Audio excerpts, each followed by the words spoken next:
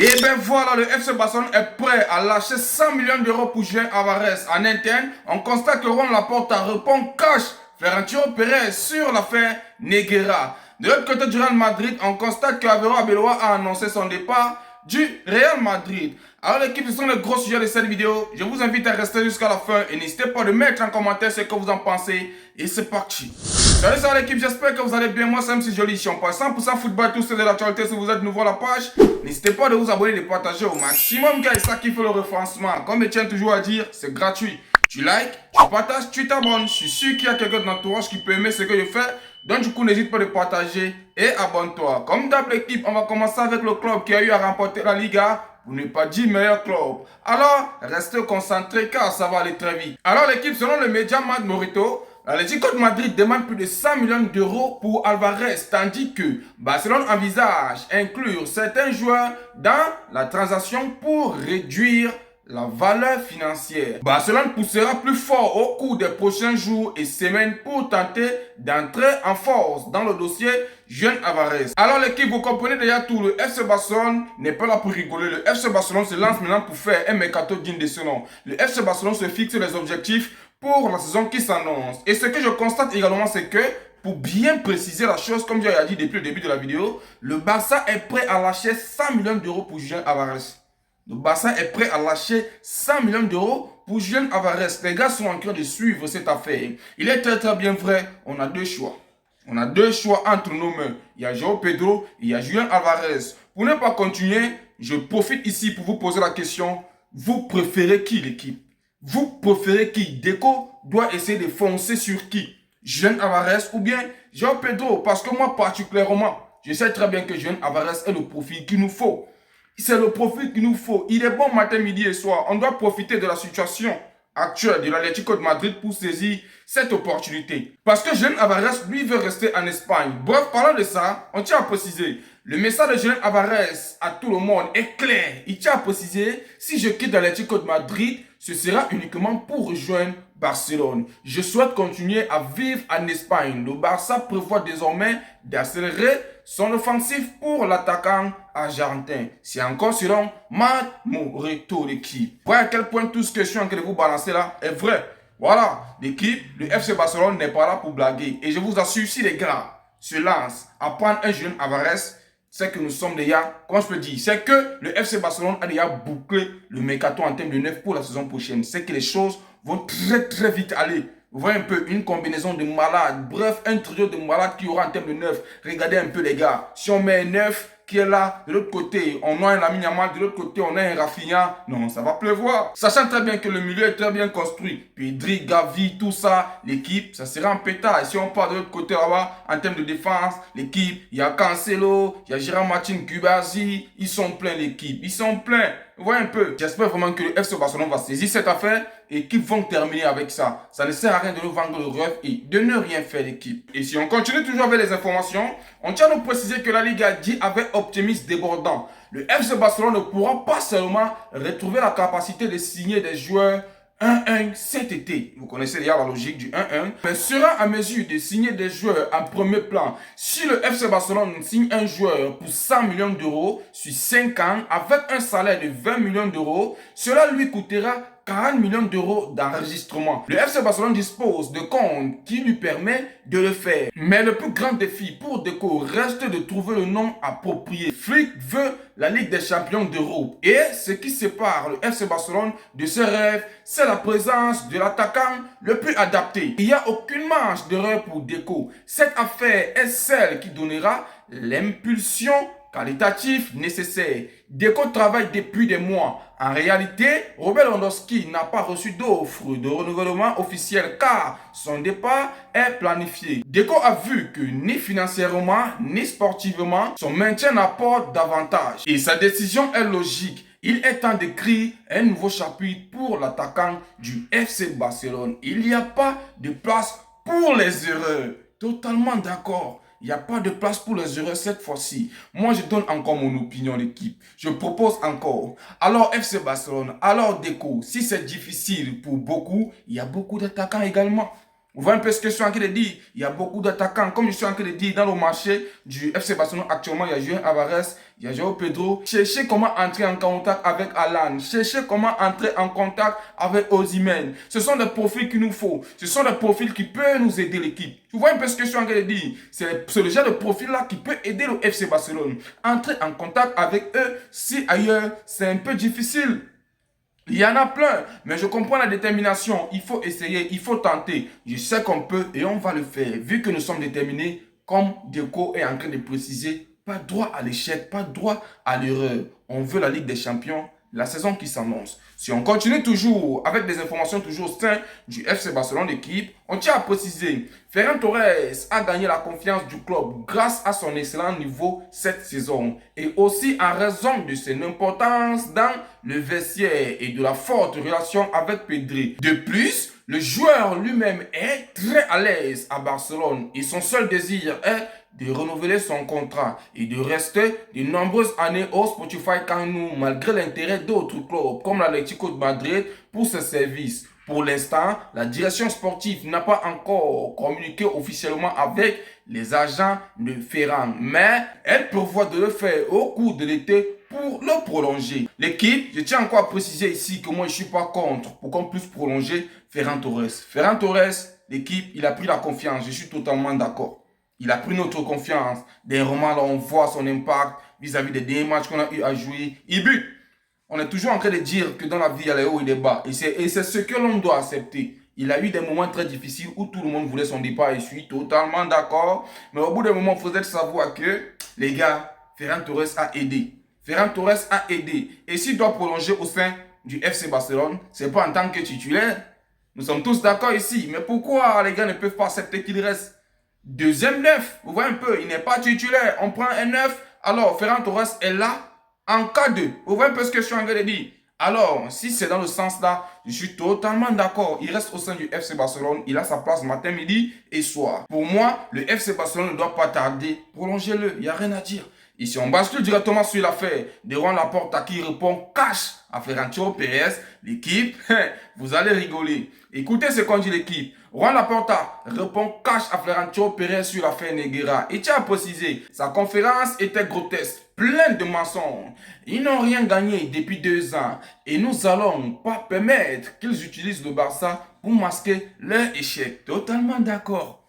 Totalement d'accord. C'est-à-dire, le Real Madrid, sans toutefois le manque de respect à l'équipe, vous savez très bien, on reste objectif. Mais au bout d'un moment, ils sont en train de constater qu'à chaque temps que les gars se voient en train de tomber sur quelque chose où ils doivent rester debout, les gars pointent du doigt direct au FC Barcelone sur la fin Negreira. Les gars, si on peut me regarder la logique, est-ce que le FC Barcelone ne s'est pas fait voler aussi cette saison?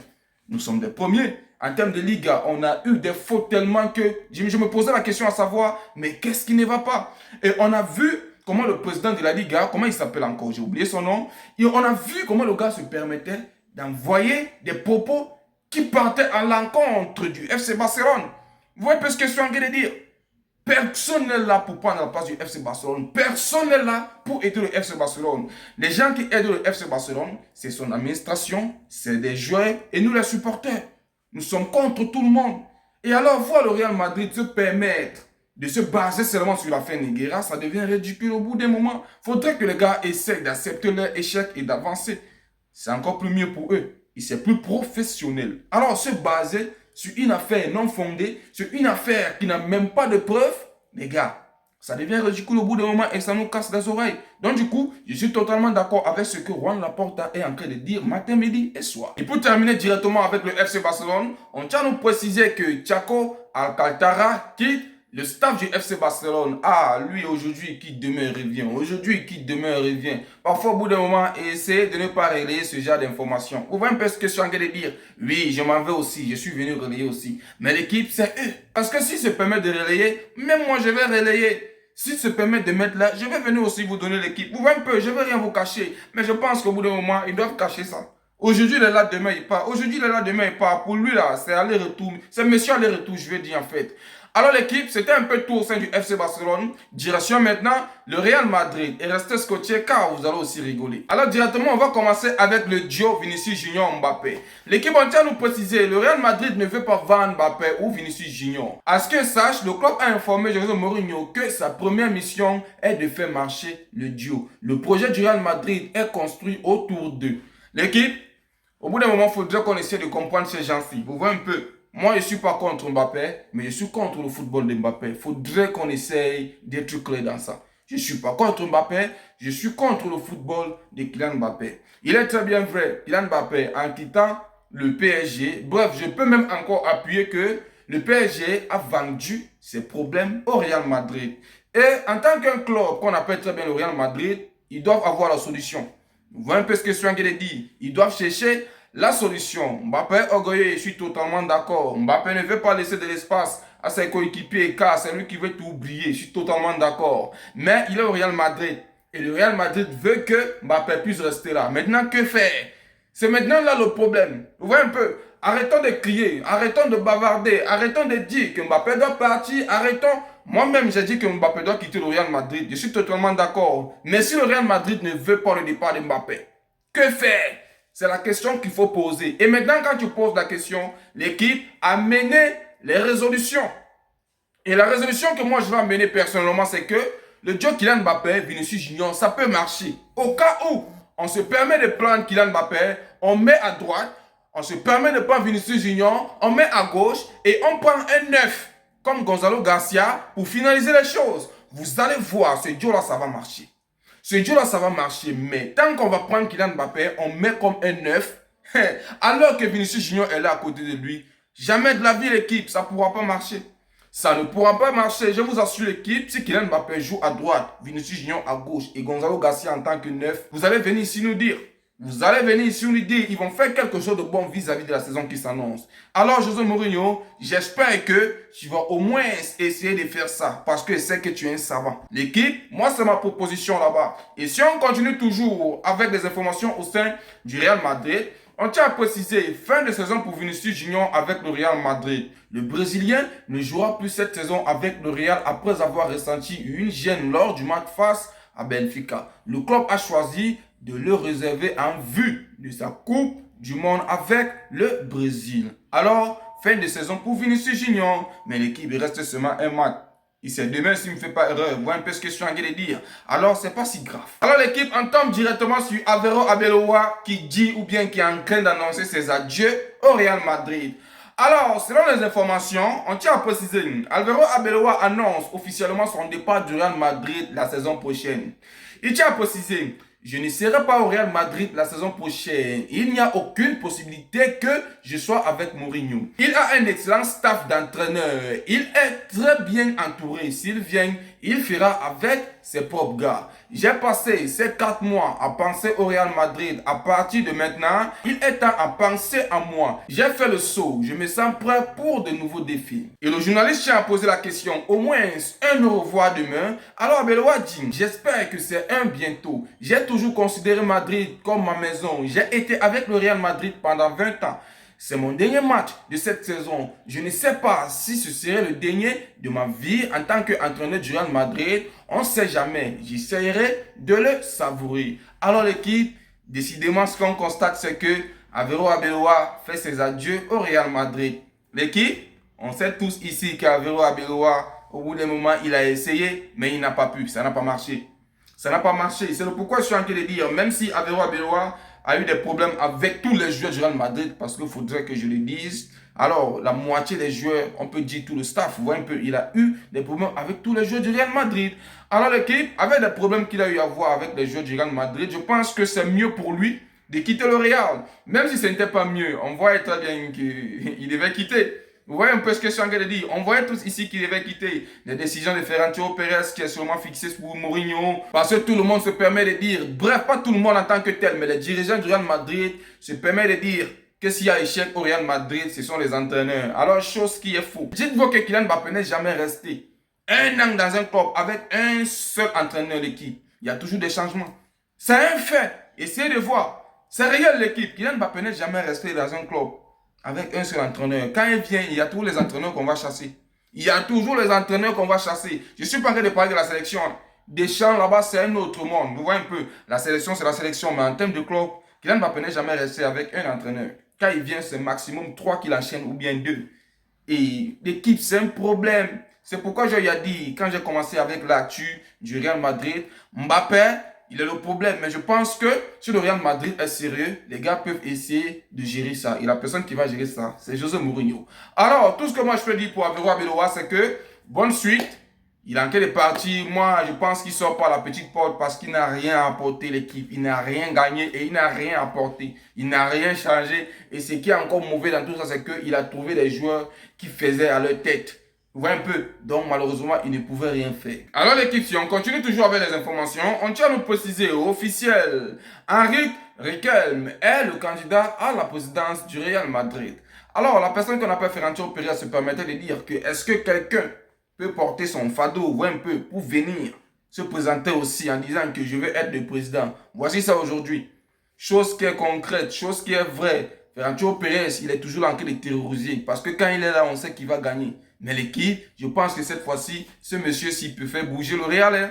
Parce que sache lui-même là, il manque de vision, il n'est pas objectif. Bref, il manque de vision pour le club là. Alors, je ne sais pas s'il est idéal. Mais bref, tout ce que je suis en train de constater, c'est que ça va chauffer là-bas. Et on continue toujours avec le Real Madrid d'équipe. On tient à préciser, les arbitres espagnols déposent une plainte contre le Real Madrid. Ils accusent Florentino Pérez et la chaîne Real TV de mettre une pression constante contre les arbitres. Alors, pour ceux qui ne savent pas, vous connaissez très bien que Florentino Pérez était en conférence de presse récemment. Là, le gars s'est permis de balancer du n'importe quoi. D'ailleurs, c'est ce qui a poussé le FC Barcelone ou bien Juan Laporta à envoyer des balles en temps réel. Et alors, cette fois-ci, les arbitres ne lâchent pas l'affaire. Non seulement les gars se permettent de porter plainte contre Florentino Pérez et aussi à la chaîne Real Madrid TV. L'équipe, vous voyez à quel point tout le monde a été touché par les déclarations. Je ne sais pas si le monsieur était frustré ou bien que l'ancien perd des pédales quelque part. Mais ce que je constate, c'est que il a chaud.